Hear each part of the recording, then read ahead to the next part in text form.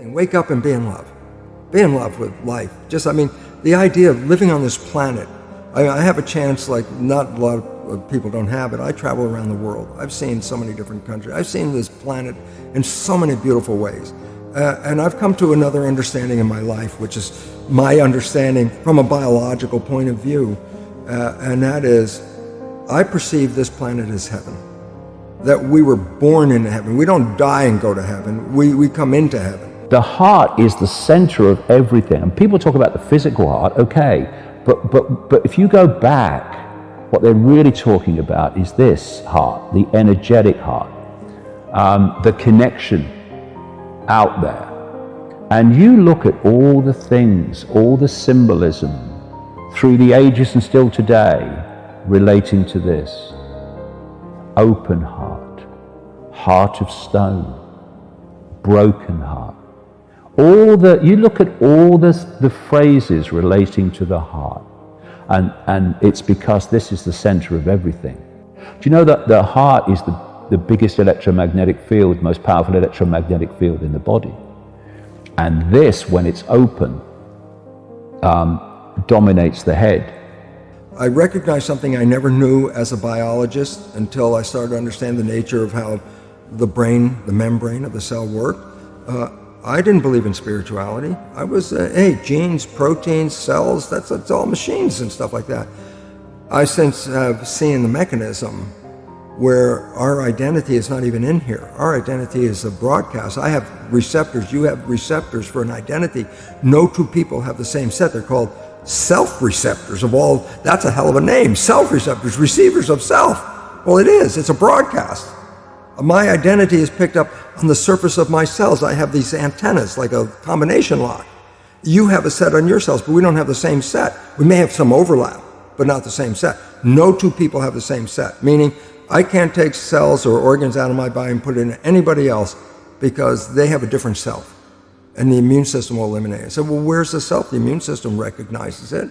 It's these receptors. They're antennas.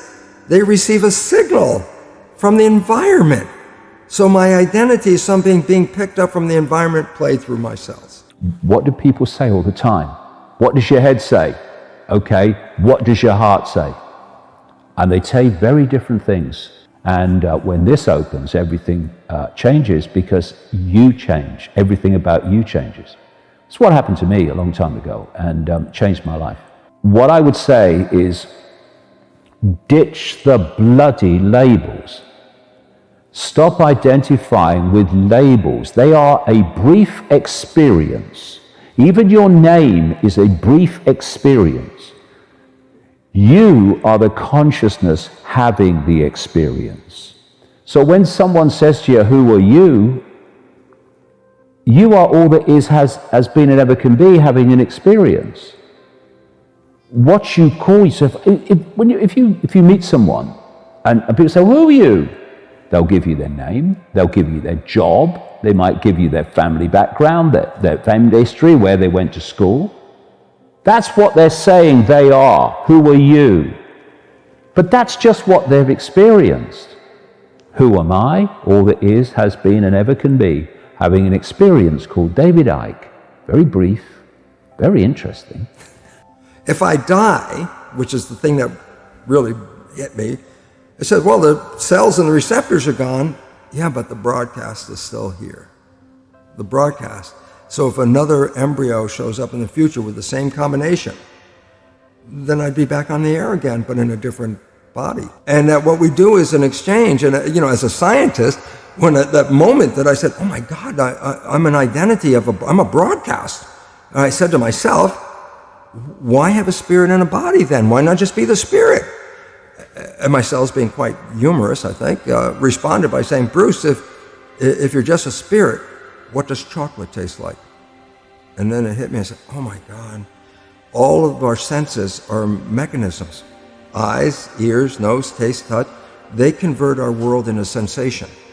But the nervous system doesn't see pictures or smell things, it just gets the vibrations. The point of attention that I am is an expression of the same consciousness that the point of attention that you are is. And the same with all of us.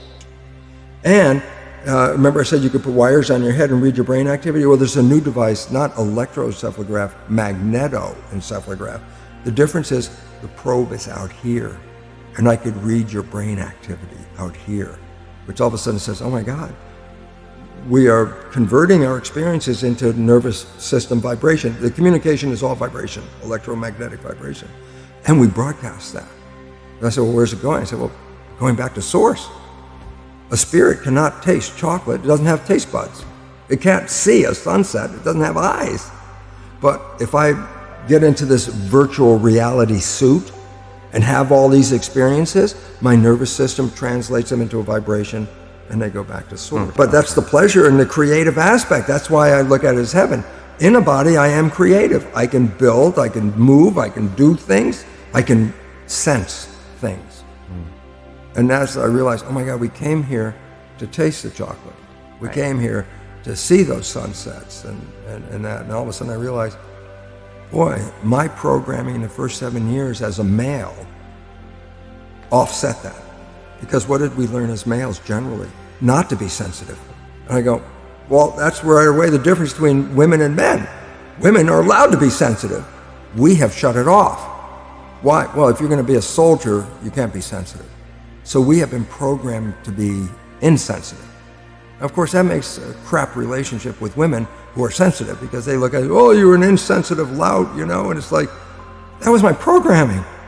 I thought, wow, what a waste of a life to cut off those sensory experiences.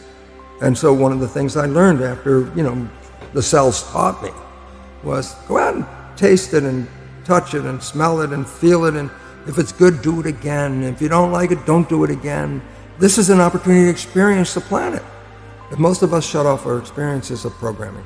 You are what is having the experience. And when that penny drops and this, as a result, opens, game over. Game over.